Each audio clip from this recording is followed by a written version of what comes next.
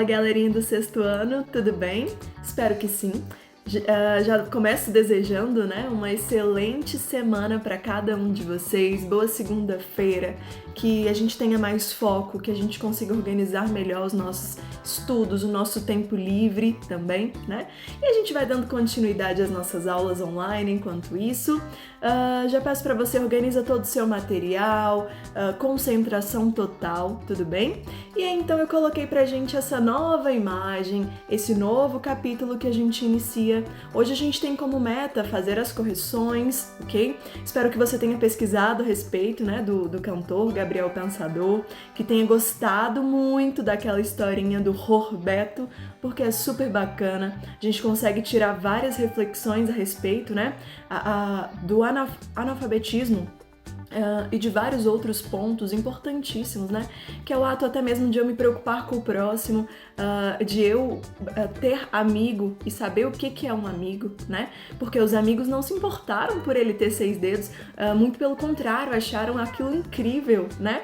E então, hoje a gente já vem mudando, né, o nosso foco das nossas reflexões. Ok? Então a gente para analisar não mais o que é o ser humano em si, mas as ações que o ser humano provoca dentro disso daqui. O que você consegue visualizar? Você tem aí um grupo de pessoas que está segurando o que especificamente? Fala pra mim. É isso mesmo, estão segurando o globo terrestre. Eu quero que você entenda que a importância da aula de hoje, você já estudou nas aulas de geografia, nas aulas de história, nas aulas de ciências, ok? Mas eu quero que você consiga reavivar na sua cabeça a importância que tem o ato de você cuidar da água, o ato de você analisar a questão das plantas, do solo. Gente, é importantíssimo a questão da separação do lixo, né? Do ato da reciclagem, da reutilização dos materiais. Então tudo isso a gente vai olhar hoje, tá bom? Então já pega o seu material, que eu já peguei o meu, tá prontinho? Então vamos lá! Seguinte, nossa meta do dia, sexto ano, qual é? Correção da atividade sobre o texto Um Garoto Chamado Roberto. E a leitura e a interpretação do texto O Poder do Mito. Lembra das suas aulas de história, quando a professora conversou com você a respeito dos mitos, né? Da importância do que é um mito em si? Hoje a gente vai ver um textinho que fala exatamente sobre isso. E acima de tudo sobre a importância do mito, tá bom? Vamos lá? Pega o seu livro mais lindo e mais querido. Abra, por favor, na página 242. Na página 242, 243 e 244, nós tínhamos o textinho completo, né? Você fez a leitura, fez a interpretação e nós vamos exatamente para a página 245 para a gente conseguir corrigir essas atividades, tá bom? Fique muito à vontade, você pode ir pausando o vídeo e completando as respostas e corrigindo o seu exercício, tá bom? Fique muito tranquilo, isso você tem o seu tempo, aproveite que é em vídeo e você vai fazendo as pausas, tá bom? E uma dica sempre, acompanhe do seu livro, não tente ficar vendo as imagens e tudo mais, vá acompanhando do seu livro porque é muito mais produtivo. Show? A questão 1 dizia o seguinte pra gente: o texto foi escrito em forma de poema. Ótimo. E eu lembro muito bem, você lembra muito bem, eu tenho certeza disso, que um texto em formato de poema ele é dividido em versos, cada linha do poema, e estrofe, que é o conjuntinho desses versos. Já tá cansado de saber, né? Então vamos lá. Por que você acha que o autor Gabriel Pensador, espero que você tenha pesquisado a respeito dele, optou por redigir o seu livro seguindo essas características? Ele produziu um texto, né? Produziu em si o livrinho sendo em versos e estrofes. E ele quer saber por que você acha que ele fez essa produção. Uma melhor forma de você ter respondido isso seria colocando que o Gabriel Pensador, ele é um rapper, né? Ele é um cantor e tudo mais, e ele tinha a intenção maior de conseguir chamar a atenção do público, fazendo um texto de uma forma mais leve, mais criativa, né? Ele quis sair do padrão. O que é o padrão, tia Valéria? O padrão é você produzir um texto que é formado ali por parágrafos, e ele fugiu disso, ele colocou em estrofe, ele colocou rimas, né? Ele colocou uma musicalidade no poema, como músico que é, né? Olha a 2, Roberto tem um nome fora do comum, mas nem ele, nem ninguém onde ele vive jamais se importaram com isso, não estavam nem aí pro nome dele. Levante hipóteses. Por que ninguém nunca demonstrou estranhamento quanto ao nome do garoto? Gente, por quê? Você poderia ter colocado várias coisas, acima de tudo, que o nome dele não era o único diferente dentre essas pessoas, né, dessa comunidade, dessa vila e tudo mais. Ou então, que ninguém estava preocupado porque se preocupava mais com quem eram as pessoas, acima de tudo com a sua essência, não com o nome, né? Tinha várias possibilidades para você colocar aí. Olha a questão 3. Antes de sermos informados de que Roberto possuía 6 dedos, lembra da contagem dele? Em uma mão apenas, né? Um par de versos já antecipa esse fato. Assinale a opção que confirma isso. Você assinalou a letra C, isso mesmo. Contou só na mão direita. Os pais, o cachorro e mais 3. Vamos lá, questão 4. Enquanto lista os amigos, Roberto menciona filé. Veja, pensou nos amigos que tinha. O pai e a mãe eram 2. Filé, o terceiro da lista. Não lembro quem veio depois. Quem é o filé, gente? Quem é? Exatamente, é o cachorrinho, né, do garoto. Então, assim, é tanto que tem um trechinho que ele diz assim, ó, os pais, o cachorro e mais 3. Acertou? Muito bem, parabéns. Olha a questão 5.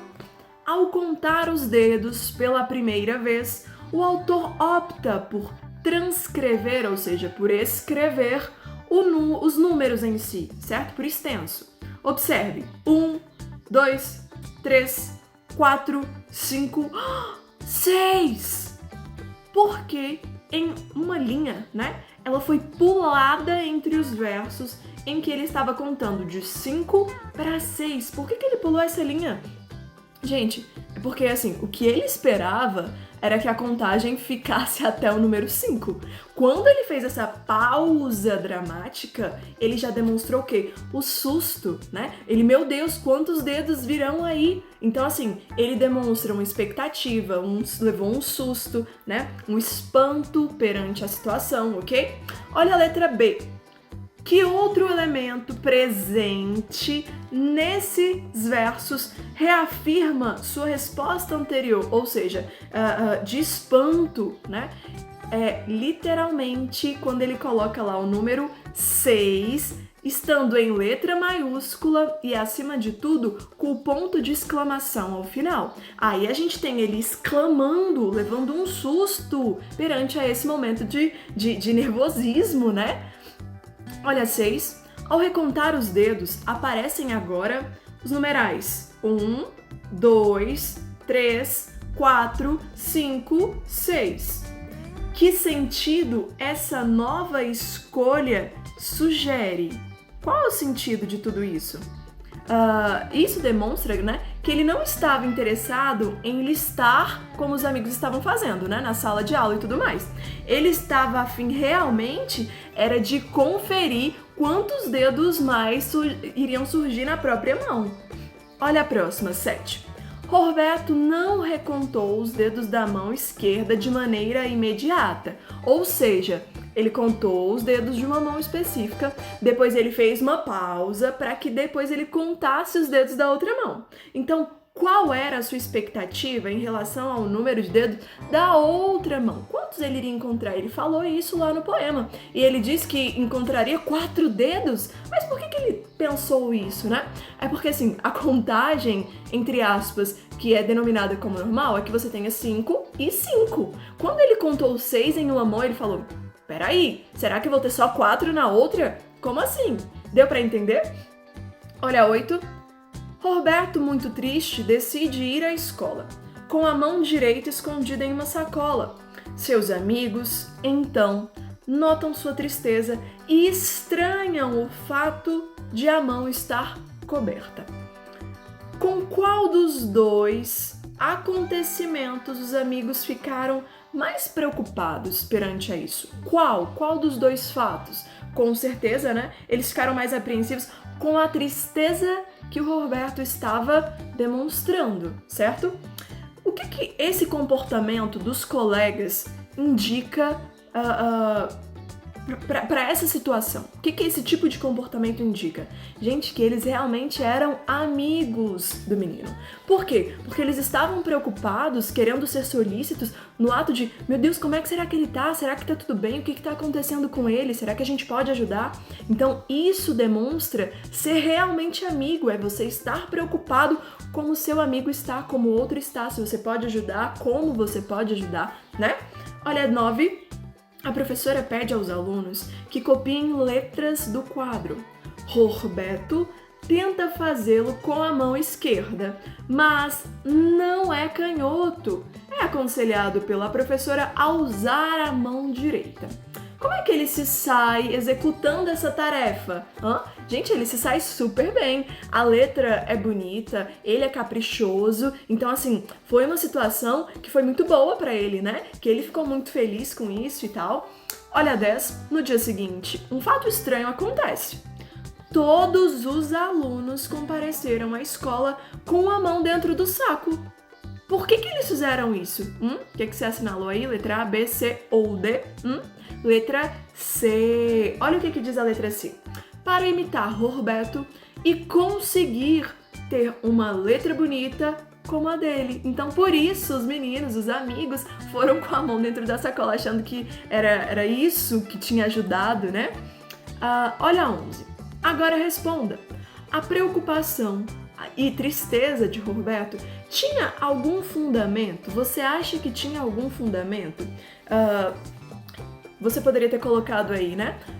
A questão dele ter se sentido diferente dos outros amigos, como os amigos pensariam a respeito dele, né? Ele poderia ter ficado triste, chateado, sentido esquisito, mas será que isso tinha algum fundamento? O que você colocou aí? Põe pra mim nos comentários. Põe, por favor, vou aguardar, viu? Abre, por favor, na página 260, capítulo 13. Olha que imagem maravilhosa. Nós estamos falando, então, disso aqui. Planeta Azul. E acompanha comigo a leitura. Basta ligar a TV, abrir os jornais ou acessar a internet para encontrar notícias exibindo sinais de que nosso planeta pede socorro. Você está fazendo a sua parte? Ele está perguntando isso para você mesmo. E aí, eu te pergunto, será que você está fazendo a sua parte? Será que eu estou fazendo a minha parte? Eu sou a terra, eu sou a vida. Do meu bairro, primeiro veio o homem, de mim veio a mulher e veio o amor. Fizemos a leitura, então, de um poeminha da Cora Coralina. Para quem não conhece, pesquisa depois. Ela é incrível, textos maravilhosos. E ele faz 3 perguntinhas a você. Responda, por favor, no seu livro ou no seu caderno, como a tia Valéria sempre fala. Vamos para a página 262. Olha que cacique mais bonitão. Vamos lá, olha esses trajes, né? Os traços. Muito boa a imagem. Olha lá, leia o texto a seguir. O chefe Seattle deu um dos últimos testemunhos orais da ordem moral paleolítica. Por volta de 1852, o governo dos Estados Unidos fez um inquérito sobre a aquisição de terras tribais para os imigrantes que chegavam ao país. E o chefe escreveu em resposta a uma carta maravilhosa. Essa carta expressa, na verdade, toda a moral da nossa conversa. E a carta começa assim, acompanha aí. O presidente, em Washington, informa que deseja comprar nossa terra. Mas como isso é possível? Comprar ou vender o céu ou a terra? A ideia nos é estranha. Se não possuímos o frescor do ar e a vivacidade da água, como vocês poderão comprá-las? Cada parte desta terra é sagrada para o meu povo. Cada arbusto brilhante do pinheiro, cada porção de praia, cada bruma na floresta escura, cada campina, cada inseto que zune, todos são sagrados na memória e na experiência do meu povo. Gente, e ele continua falando a respeito da importância da terra. E eu falo pra você que ele vem mostrando e cutucando mesmo, fazendo com que a gente, como sociedade, faça uma reflexão sobre as nossas ações, né? Sobre o que eu produzo, sobre como eu produzo, sobre a questão do consumo como um todo. Então termina de ler o texto com calma e segue comigo para as nossas interpretações textuais, tudo bem? Olha a questão 1. A carta do cacique foi escrita para responder a uma proposta de compra de terras, né, feita pelo governo norte-americano. Você vai grifar de azul ou passar o seu lápis, não tem problema, as considerações iniciais do cacique que demonstram sua estranheza em relação ao pedido. Um trecho em si que ele tenha demonstrado um estranhamento, né? Que ele falou, como assim você está querendo comprar alguma terra, né? Explique o sentido das indagações, ou seja, das falas, né, propostas pelo autor da carta. Você vai explicar em que sentido ele fez essa exposição, né, dessa ideia. 2. Há no texto uma relação explícita entre os elementos da natureza e a família. Segundo o texto, como é a relação entre os elementos da natureza, né, com a família em si. Olha 3. A partir do 4º parágrafo, o cacique estabelece uma condição. Caso a terra seja realmente vendida. Que condição é essa que ele impõe? Coloca aí pra gente, volta no texto, releia, grifa as palavras que você encontra como palavra-chave, vai te ajudar muito na interpretação. Retome a seguinte passagem. O que acontece à terra? Acontece a todos os filhos da terra. De novo, o que acontece com a terra acontece também com os filhos dessa terra. Você vai explicar o sentido dessa frase, tá bom? Olha 5. Em determinada passagem, o cacique revela seu temor pela chegada da tecnologia àquelas terras. Sim, questão da tecnologia, industrialização. Grife de vermelho a passagem do texto que ilustra essa afirmação, ou seja, que ele vem comentando a respeito dessa tecnologia que está chegando às terras indígenas, né? A seguir, explique a imagem sugerida por essa frase. Você vai encontrar e você vai explicar essa frase como um todo, tá bom? Olha 6. O cacique acredita que a interferência do homem na natureza acarretará o fim da vida e início da sobrevivência. Nesse contexto, qual a diferença entre viver e sobreviver? Pessoal, nós chegamos numa questão que é uma das mais filosóficas do seu livro inteiro. E eu queria muito pedir para você, pesquise qual é a diferença das palavras viver e sobreviver. E aí você vem responder essa pergunta, tá bom? 7. De acordo com o último parágrafo da carta, o cacique acredita que o homem branco também é filho da terra. Em sua opinião, meu amigo, o homem branco tem o mesmo respeito à natureza, que é literalmente que é o mesmo pelos indígenas? Para você, na sua opinião, o homem branco, ele respeita tanto quanto os indígenas respeitam a própria terra? O que você acha? Coloca a sua opinião para mim. Olha 8. A data em que a carta foi escrita é incerta, nós não sabemos ao certo. Estima-se que ela tenha sido redigida, ou seja, escrita, produzida por volta ali de 1852. Cara, a gente tá em 2020. Apesar de tanto tempo, né, de ter sido algo tão passado, você considera esse conteúdo que você leu nessa carta algo que está vivo atualmente em 2020? Você acha que tem ainda uma relação com a atualidade? E aí, o que você coloca? Vamos lá! Então, feito o exercício com muita calma, muita tranquilidade, volte ao texto quantas vezes for necessário, eu deixo para você o desafio do dia, o desafio da semana, da segunda maravilhosa. Vamos lá! Eu peço que você produza um cartaz bem criativo. Você deve estar pensando, tia Valéria, eu não tenho cartolina, eu não tenho nada para produzir um cartaz. Gente, Você pode produzir o seu cartaz também em folhas brancas, o material que você tiver disponível na sua casa, não se preocupa, tá bom? Você vai produzir esse cartaz bem colorido, você pode imprimir imagens, você pode fazer os seus desenhos, que eu acho lindo quando vocês fazem as postagens, né, das outras disciplinas, faz o mapa mental de vocês, eu acho fantástico, parabéns, o trabalho tá ficando incrível, tá bom? Então, faz o seu videozinho, tá bom? Por quê? Você pode tirar sua foto ou fazer o seu vídeo apresentando o seu cartaz, não tem problema, eu vou achar o máximo, top. Você vai fazer o seu cartaz vai ter como tema principal o meio ambiente, a proteção ao meio ambiente, as riquezas naturais. Eu quero que você tenha isso como base, o meio ambiente. Então você vai poder pesquisar muito, verificar no Google lá vários exemplos de cartazes. Então seja criativo, coloque frases de impacto, coloque imagens, crie os seus desenhos e quando estiver prontinho, você vai postar uma foto ou seu videozinho e vai marcar a nossa escola maravilhosa. E não esquece, por favor, de além de marcar a nossa escola, colocar lá hashtag interpretação textual, hashtag Tia Valéria, coraçãozinho, e eu tô morrendo de saudade de vocês. Eu vou acompanhar tudo e eu quero muito ver o videozinho de vocês. Talvez você deve estar pensando, né, tia, eu não tenho Instagram, o que eu faço? Não se preocupa, faz o seu cartaz, quando estiver prontinho, quando a gente voltar às nossas aulas presenciais, eu vou passar olhando todos, tá? Desde já eu agradeço a atenção de vocês e deixo um beijo enorme para cada um.